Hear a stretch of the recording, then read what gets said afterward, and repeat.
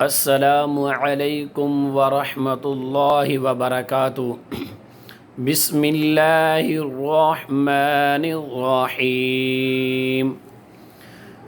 پیارے بچوں، آج ہم پڑھیں گے باتھ روم جانے کی دعا، یعنی کہ اس کے 2-3 نام ہیں، دعا ایک ہی ہے، جیسے کہ استنجا کو جاتے وقت کی دعا، واش روم جانے کی دعا، بیت الخلاء میں جانے کی دعا، یعنی کہ ان کے یہ 2-3 نام ہیں لیکن دعا ایک ہی ہے۔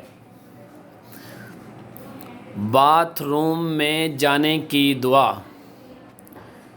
بسم اللہ اللہم انی اعوذ بک من الخبث والخبائث، یعنی کہ جب آپ نے باتھ روم میں جانا ہے تو جانے کا طریقہ یہ ہے کہ پہلے آپ نے بایاں پاؤں بیت الخلاء میں داخل کرنا ہے اور دعا پڑھنی ہے۔